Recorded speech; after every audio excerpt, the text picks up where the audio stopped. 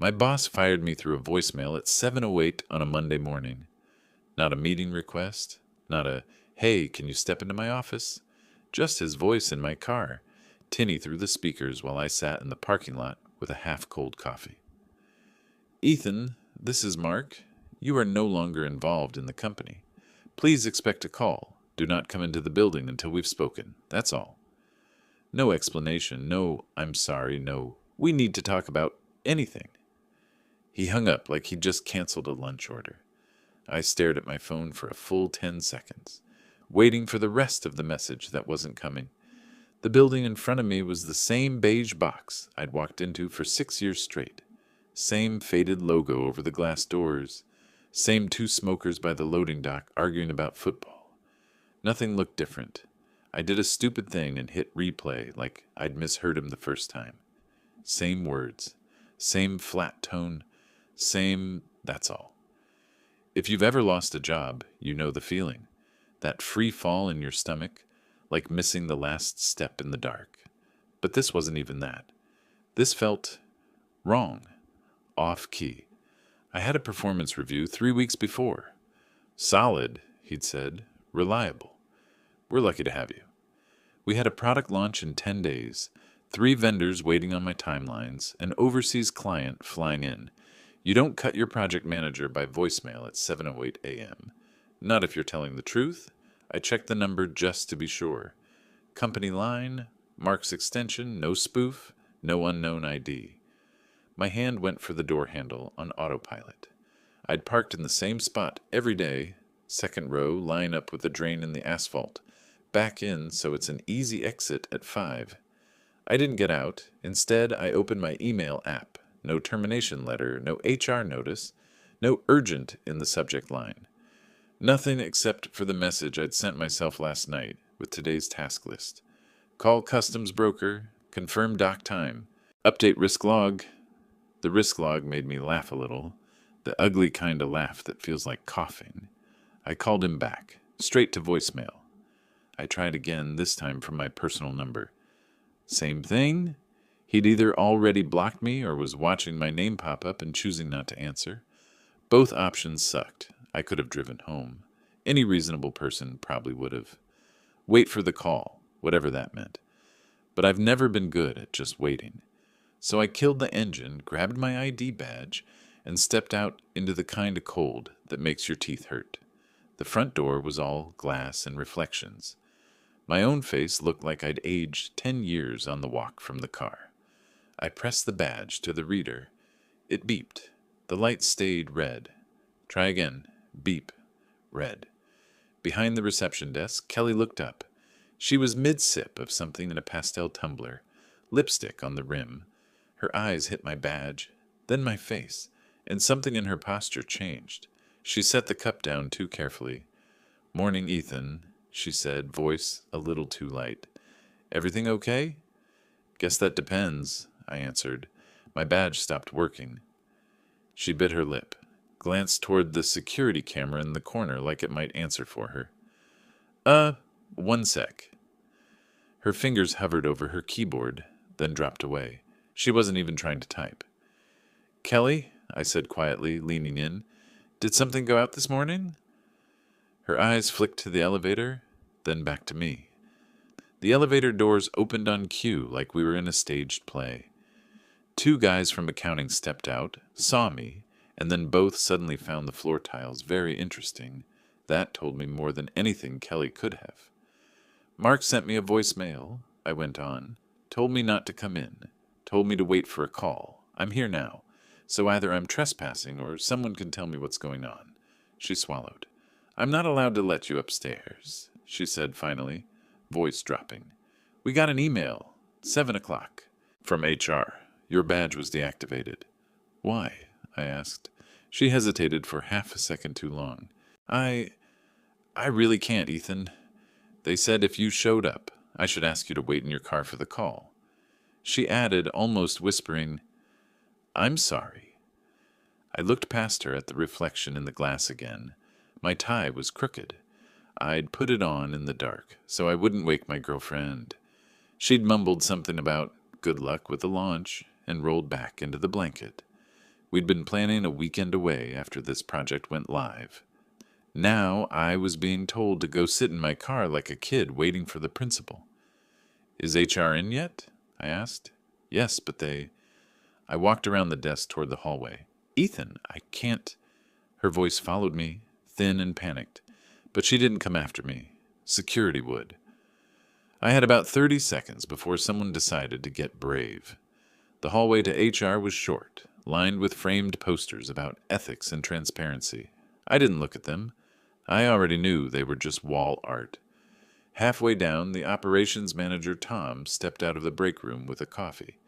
He saw me and froze like I'd caught him stealing. "Hey," he said, shifting the cup from one hand to the other. "You're here early." "Apparently I'm not supposed to be here at all," I replied. "Do you know why?" His eyes did the same dance Kelly's had.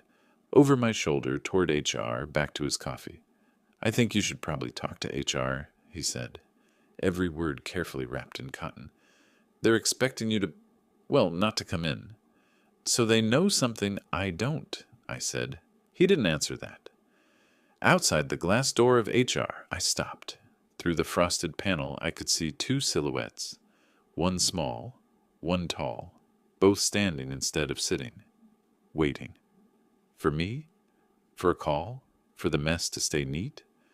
I'd been in that office twice in 6 years, once for onboarding, once to sign a promotion. Both times they'd smiled and offered water. I had this stupid memory of the HR director, Lisa, saying, "We're a family here," like that meant anything.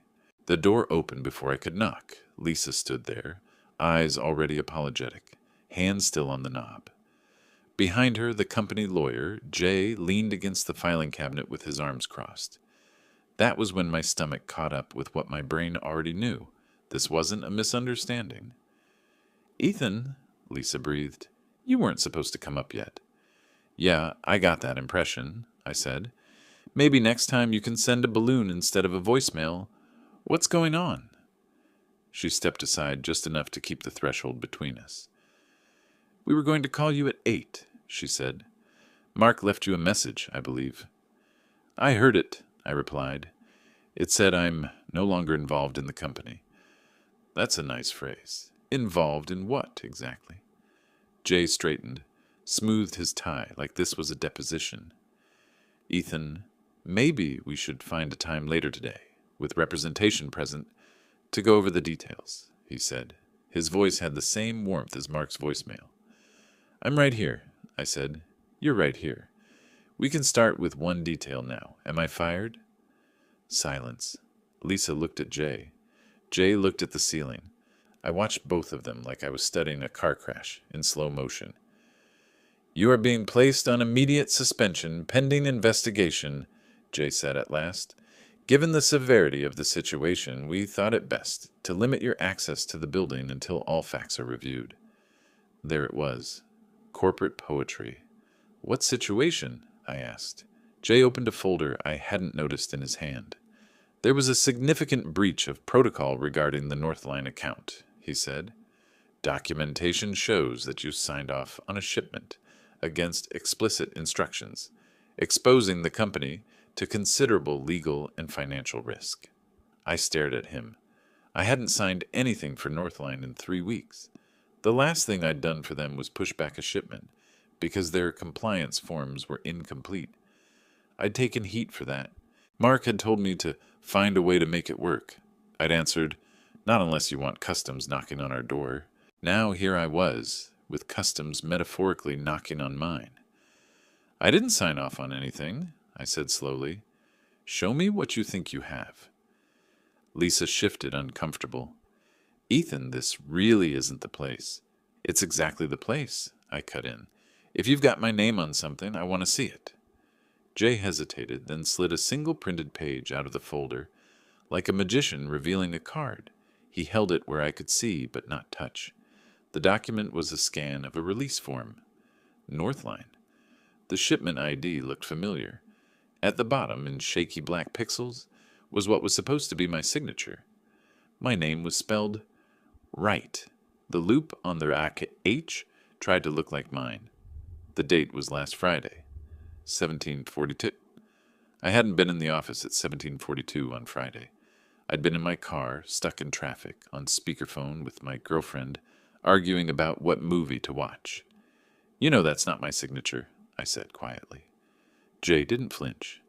Our records show it was signed from your terminal, under your login, he replied. We've already pulled the access logs. That was the moment I stopped feeling confused and started feeling something else. It wasn't panic. It wasn't even anger. It was a kind of cold, clean clarity.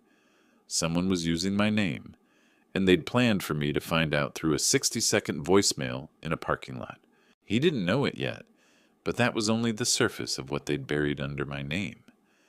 I stood there, breathing slow, watching Jay hold that forged signature like it was a verdict.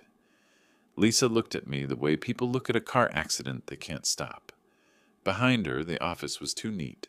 Desks cleared, blinds angled just right, a stack of onboarding folders on the cabinet like nothing in the world was wrong. Who had access to my terminal? I asked. Jay's answer came prepackaged. Only you. Funny, I said, because on Friday at 1742 I was 40 minutes away in traffic, listening to my girlfriend complain about the air conditioner. Lisa folded her hands. Ethan, we're not accusing you of intentional harm. Then what are you accusing me of? I snapped, and the sound of my own voice surprised even me. They exchanged a tiny look, that silent, rehearsed flicker between people who already know what they're going to say. We're conducting a full review, she said. Please wait for our official call later today. You'll receive next steps. Right, I said, later today, when I'm off company property and legally powerless. Ethan? I turned and walked out before she could say another corporate phrase that didn't mean anything. Halfway down the hall, I passed Tom again. His eyes followed me, darting away like he was afraid guilt might be contagious. Outside the building, the cold air hit harder. I sat in my car and stared at the steering wheel. 6 years, no warnings, no bad reviews, no conflicts, nothing. And overnight, I went from solid employee to security concern. And then it clicked. This wasn't negligence. This was a setup. A clean one. The kind that needs planning, access, someone with something to hide. The kind someone expects you to swallow quietly. I drove straight home, ignoring the buzzing in my pocket. Unknown number after unknown number. HR, maybe. Or maybe someone making sure I stayed quiet. They could wait. My front door felt colder than it should have. I tossed my keys onto the counter and pulled my laptop out like it was a lifeline. VPN still worked. They hadn't cut it yet. Amateurs. My inbox had exploded. 14 emails. All timestamps from last night to 6 a.m. All from the same person, Andrew Hill. Andrew wasn't my enemy. He wasn't my friend either. He was one of those co-workers who pretended to be invisible. In early silent during meetings, gone 5 minutes before closing. A compliance analyst. The kind of guy who knew every regulation but blinked when addressed directly. The newest email was only one sentence.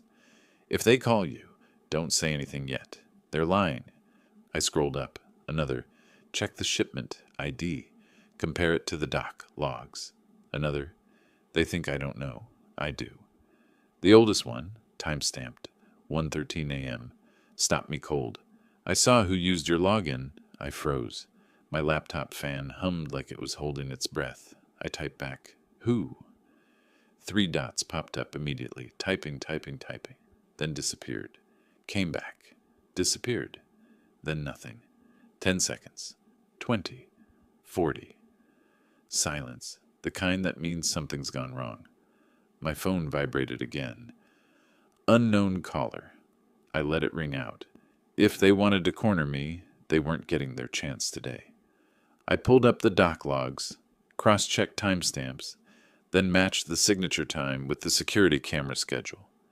The access logs Lisa mentioned weren't attached to any email. I knew why. Anyone with admin rights could swap login entries, rewrite timestamp trails, even clone a terminal session. But there was one thing you couldn't fake.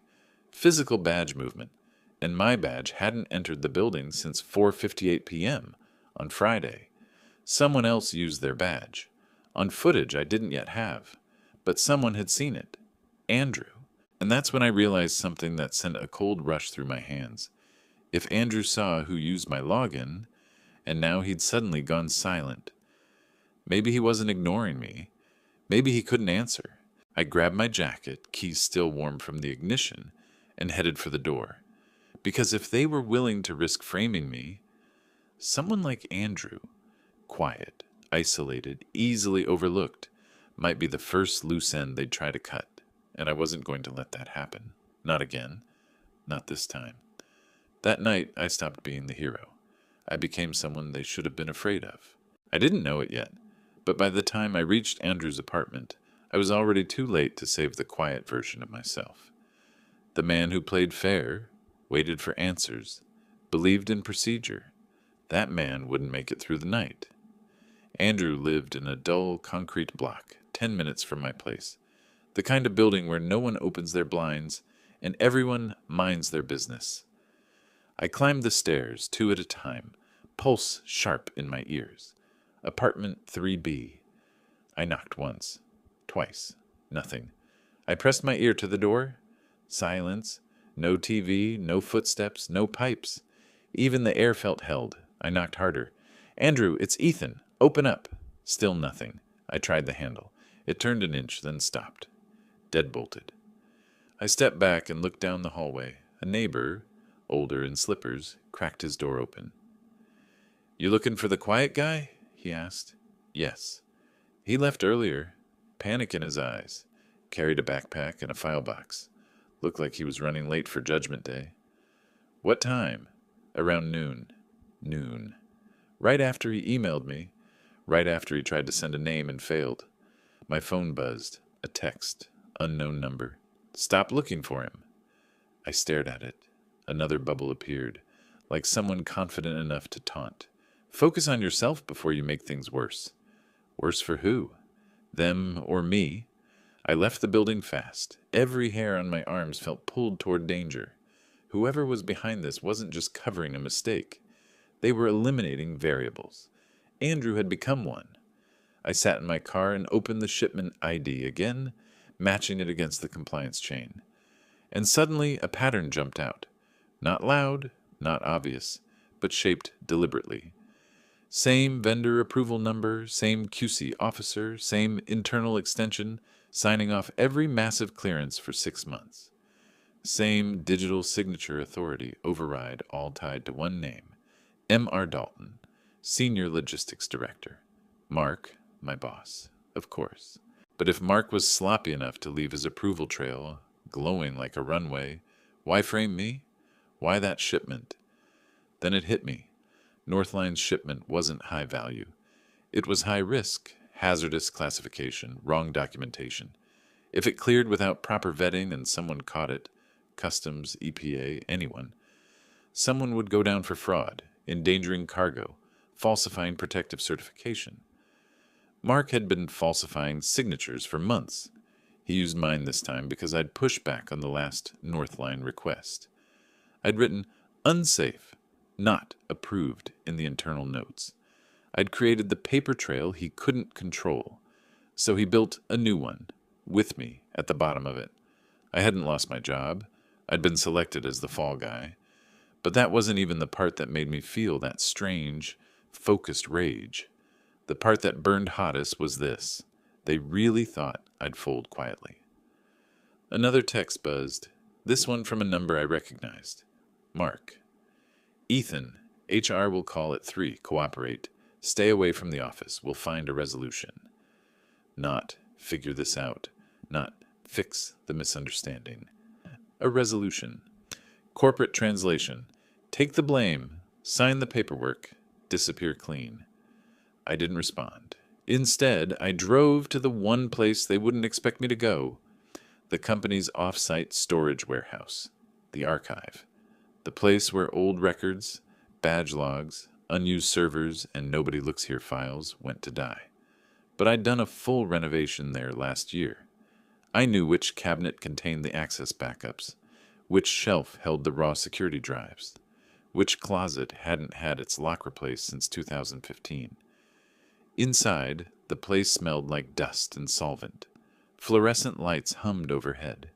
The night shift clerk, Milo, sat hunched over his laptop, wearing headphones thick enough to silence a plane.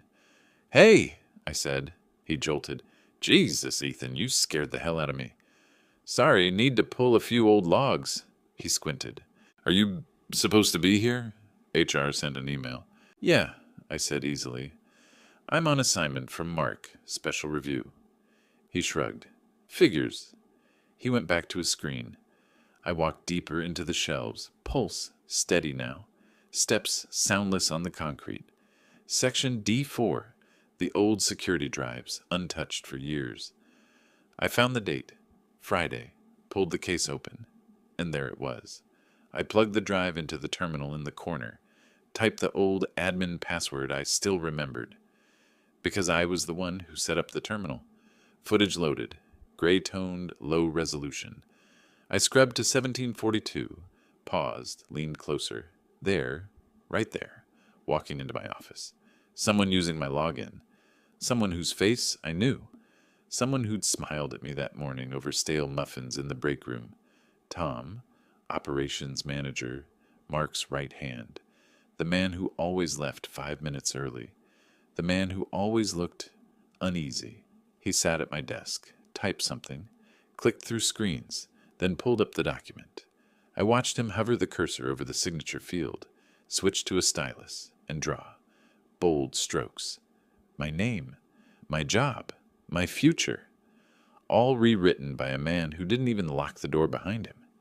My hands tightened on the table. Tom stood up in the footage, looked around, closed the window blinds. Then he picked up my coffee mug, took a sip, set it back. Mocking me. I clicked save. Saved the clip 6 different ways. Local, USB, encrypted drive, cloud mirror. As I pulled the drive, Milo turned in his chair. "You okay, man?" "I'm fine," I said calmly, but I wasn't. I was something sharper. I walked out into the cold night and sat in my car, gripping the wheel. Tom forged the signature. Mark built the plan. HR executed the script. They thought I was alone. They thought I'd back down. They thought I'd go quietly. They were wrong, because now I had names, faces, footage, and they had no idea what was coming. They thought I was gone. I wasn't. They thought I'd come back begging for explanations. They thought they'd walk me into a conference room, slide a packet across the table, and say the words, "Sign here, and this will all go away." Instead, I walked into that building with something they didn't expect. Leverage, not hope, not fear. Cold, documented leverage. I arrived at 8:57 a.m., 3 minutes before the meeting time they'd sent in a stiff, carefully worded email. The kind of email written by people who think they're smarter than consequences. Security stiffened when I entered. The guard on duty, Lewis, stepped forward. "Morning, Ethan. HR said..." "I know what HR said," I cut in calm. "And I also know I'm still legally an employee until termination paperwork is filed. So unless someone wants to violate labor law on camera," I nodded to the security feed overhead, "I'll be going to conference room 3A. He hesitated, then stepped aside.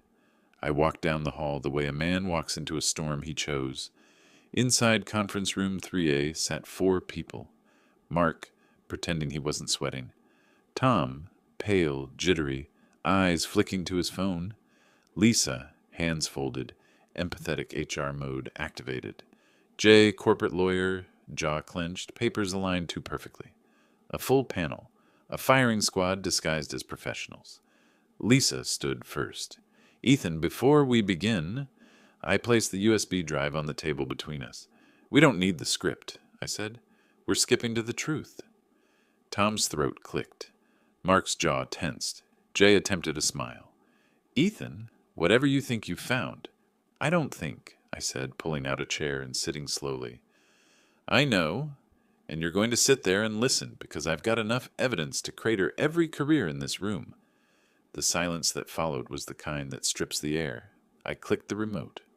on the wall-mounted screen. Tom entering my office at 1742. Tom sitting at my desk. Tom forging my signature. Crystal clear. Lisa went white. Mark's pen slipped from his fingers. Jay leaned forward, searching for a flaw in the footage, like a drowning man looking for a rope. Tom didn't breathe. "Where did you get this?" Jay demanded. "From the archive," I said. "You remember the archive, right? The place you never bothered to update because no one ever uses those old drives." "Lucky me," Mark finally spoke, voice thin. "Ethan, we can discuss this. There's clearly been a misunderstanding." I almost laughed. "Mark, the only misunderstanding here was thinking I'd roll over." He opened his mouth again, but I cut him off. "You framed me, forged my signature, used my login, tried to make me your fall guy for a 6-month fraud scheme. You dragged HR into it. You involved legal. And when one of your analysts saw the truth, you scared him into disappearing." I leaned forward. "You built a perfect little trap, and you forgot one thing." "What's that?" Tom croaked. "I don't scare that easily." I placed a stack of printed emails next to the USB. The ones from Andrew, time-stamped, archived, backed up twice. Lisa stared at them like they were radioactive. "This," Jay began, slower now, "doesn't have to escalate. We could reach a private agreement." "There won't be a private anything," I said. "Here's how this goes." I spoke calmly, almost gently, the tone of a man who'd already won. 1. I resign effective immediately. You pay out the remainder of my contract, plus a severance equal to 6 months' salary. Lisa swallowed hard. 2. You provide a written statement clearing me of all wrongdoing, not vague, explicit. Tom shifted, rubbing his palms on his legs. 3. You make that correction public. Same channels you used to poison my name internally. Mark flinched. And 4, I tapped the USB. All of this stays between us. I won't involve the Department of Transportation, or Customs, or the press, or the board, unless you fail to meet any one of those terms. No yelling, no threats, simply math. I watched the realization land on each face, that everything they tried to bury was now in my hands. Mark cleared his throat. "And if we refuse," I smiled a little, "then I screen share this footage on the company-wide meeting tomorrow and forward a copy to every regulatory body whose name appears in your falsified paperwork." Lisa whispered, "Oh my God." Jay rubbed his temples. "Ethan, step outside for a moment so we can discuss." "No," I said plainly. "You discuss here. I'll wait." They didn't look at me after that, only at each other. First 6 seconds, panic. Next 10, resignation. Then the shift. The moment they realized there was only one way out that didn't involve handcuffs. In under 3 minutes, Jay slid a paper toward me. "We'll agree to your terms," he said quietly. "All of them." I signed nothing. Not yet. "Email me the documents," I said. "I'll review with counsel." "Yes," he said. "Of course." I stood. Mark tried to speak, apology, excuse, who knows, but his voice failed. Tom couldn't even lift his head. I left without another word. Outside, the morning sun hit my face like a clean restart. No badge, no desk, no boss, just air. My phone buzzed. An email from Lisa. Subject: Final agreement, draft attached. Also, Ethan. "Thank you for giving us the chance to resolve this internally. Please confirm your preferred statement wording." Preferred wording, imagine that. I walked to my car with a quiet I hadn't felt in months. Not triumph, not adrenaline, just clarity. A calm too solid to shake. That evening I sat on my porch watching the sky turn the color of cooling steel. I sipped coffee, the good kind, not the office kind, and let the quiet settle around me. Some people think revenge is loud. They're wrong. Revenge is silent paperwork sliding into inboxes. Revenge is signatures made willingly instead of forged. Revenge is a door closing behind you for the last time. Not because you were pushed out, but because you chose to leave. My phone buzzed once more. A text. Unknown number. Ethan, is it over? Andrew, I type back, yeah, you're safe now. A pause, then, thank you. I leaned back, closed my eyes for a moment, and breathed. Peace isn't dramatic. Peace is finally having nothing left to explain, nothing left to defend, nothing left to fear. And for the first time in weeks, maybe months, I realized something simple. My life was mine again.